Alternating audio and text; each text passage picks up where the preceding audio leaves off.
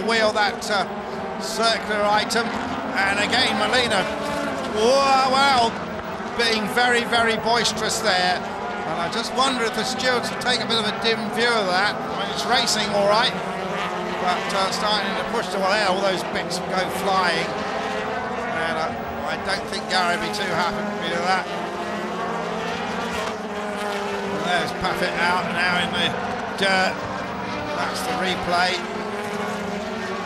And JB Green getting a good view of that.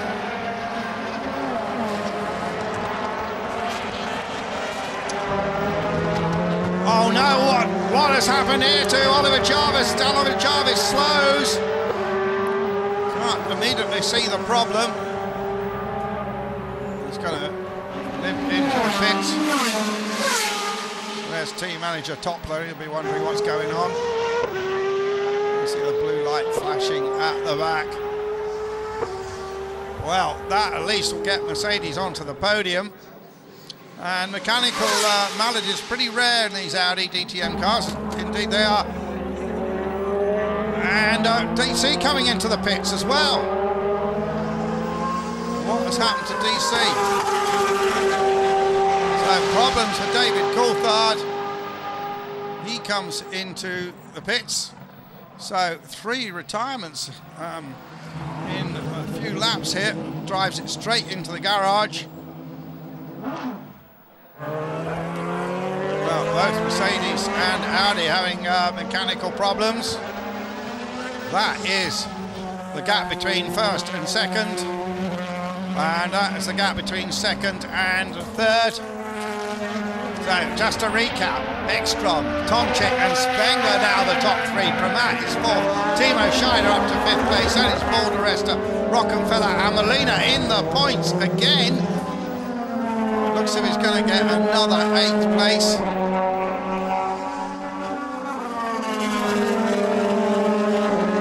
Well, Ralf Schumacher didn't really tell us what was wrong with his car. With a bit of luck, we might hear from David Coulthard. I'm sure he'll be a little bit more forthcoming. Ralph is certainly the champion of the short quotes. So Spengler still under pressure, as Molina has proved you can, yes you can, overtake at Valencia. And there is Oliver Jarvis, desperately disappointed, walks away, chucks those driving gloves onto the grass. And the Tobac original car is done for the day in the closing stages. Just 7 laps remaining when he had to pull out, and obviously that will hurt his championship chances a little bit. Every round counts in the DTM. And I just look at this run that Tomczyk's getting. I mean, Tomczyk closed right up on Ekstrom, using that different strategy that's really worked so well for him. Coming off a so-so qualifying session, and Martin Tomczyk obviously with a very good setup with his car, and all the time closing, because I suspect that not exactly team orders but words of wisdom which have been given to them in briefings by Dr. Ulrich not to fight too much will come into play. And Martin Tomczyk with 4 victories in his long DTM career of some 94 races. A man from Bavaria. And Tomczyk having an absolutely magnificent race. And looking at these split times now. Tomczyk closing right up on Ekstrom.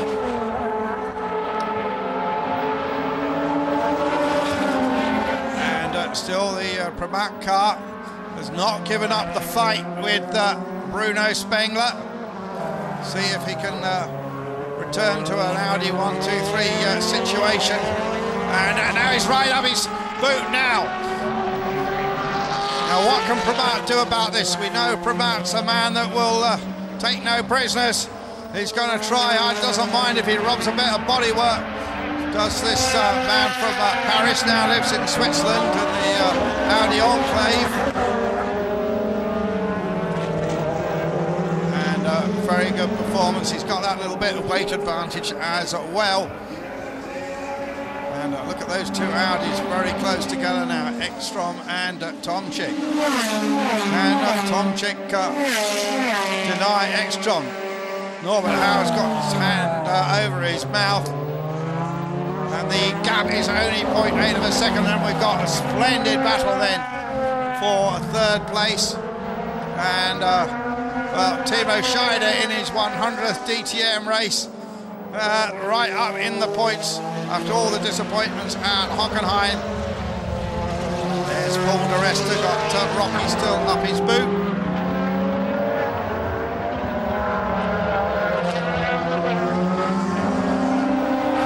Still a battle at the front in our closing 4 laps with Audi teammates Ekstrom and Tomczyk. And they both run out of the same garage as Ekstrom and Tomczyk. And I think I saw, not Jarvis, saw the number, from our car making a move in the 4th position.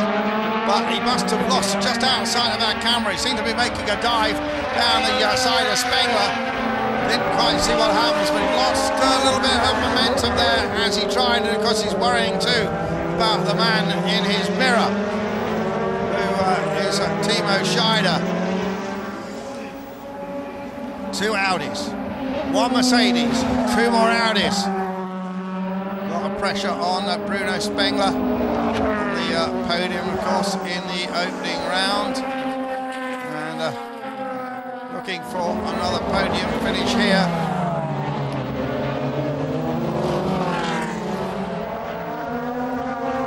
There's Prema. Can he do anything about the Mercedes in front of him? Gap between the leading 2 points and 7 of a second. Ekstrom makes any kind of mistake, locks up under the brakes, just goes a bit too deep, then Tomczyk will be ready to pounce.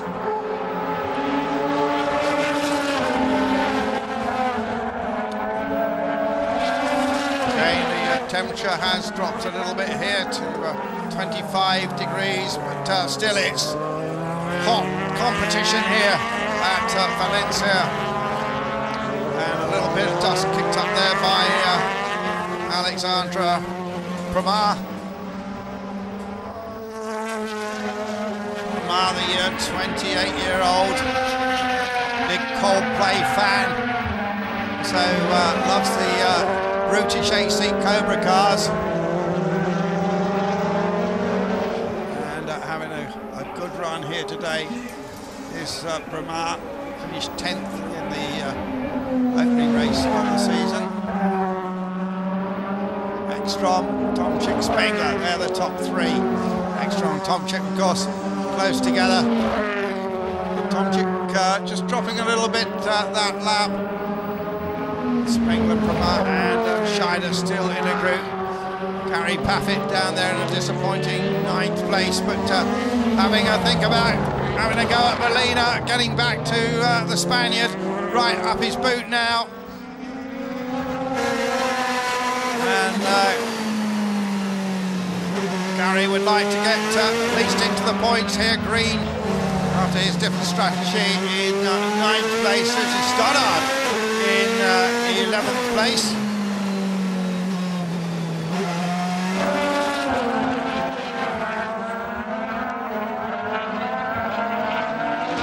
So Gary Paffett still pushing hard. Got dusted up on the opening lap. Hockenheim winner still trying to get back in the points here. Just a couple of laps remaining at Valencia here in Spain.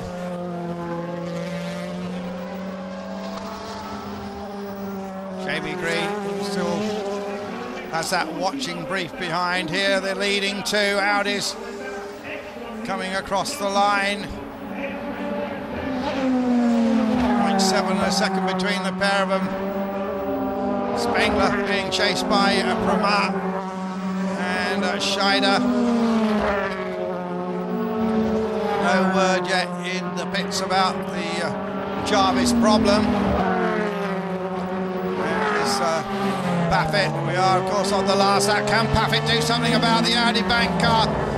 Tries to tuck it down the inside and again makes contact with the car in front of him. So this has been a fairly hectic old battle between this pair. And Molina giving as good as he can get. So Paffett will try, and let's see what it's looked like from the cockpit of the Paffett car. Bump! And a little bit of carbon fibre goes flying. And look how close the two Audis are now, and I just can't see Tomczyk making some brave move. I think he's going to be dutifully following in the wake of Ekstrom. He definitely has the faster car in this latter stage, these final stages of the race. And Audi bouncing back as they head towards a famous victory here. The first DTM race at Valencia is won by Ekstrom, with Tomczyk right behind him. Spengler hangs on to third, then it's Bruno and Timo Scheider in his 100th DTM race. Resta and Rockefeller. What happened with that? And Gary Paffett managed to get past on that last lap.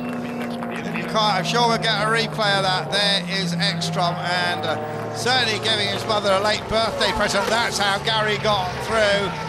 And elbows Paffett got through and lost some more bits of aero devices as he went, but Gary Paffett showing Molina a thing or two about the DTM. And nice one, Gary. Well, Molina gave it to him earlier, Gary gave it to him back. And what a spirited battle for 8th place. So, well, an excellent race here, different strategies playing out, but no question about the fastest man. It was Mattias Ekstrom giving his mother a great 60th birthday present here at Valencia. So Audi first and second, Mercedes-Benz in third place at Valencia. So there the crowd are celebrating the Audi 1-2, and the two manufacturers with their 09 cars still very closely matched. Audi happy with that. There's Mr. Abt celebrating. So with Audi getting 4 in the top 5, I'm sure Dr. Ulrich's going to be very, very pleased with that. Confirmation of the result then, the Ekstrom victory from Tomczyk by a margin of 0.4 of a second. Spengler the best Merc in third. Probat Scheider in his 100th race 5th. Resta, Rockefeller, Gary Paffett just snatching 8th place in the last lap from Miguel Molina. Jamie Green with a completely different strategy coming home in 10th. Susie Stoddard 11th. Mauro Engel in 12th place. Frankie Cheng 13th. Coulthard a retirement. Jarvis with a fuel pump problem, we think, also dropping out 3rd place. That was the reaction from the winner with that pretty unusual crash helmet. I think that top piece is a duct which puts air into the helmet. Lots of hugs and congratulations. So just to recap, Ekstrom, Tomczyk, Spengler, the top 3. Promat getting some good points. Now we can check out the points again. Spengler 14, Ekstrom 13, and Paffett on 11. Tomczyk 8 with Resta, Jamie Green, Scheider, Rockefeller all on 6. Probat on 5, and then Molina, well, almost had 2, but in the end it was just the 1 point from his Hockenheim debut.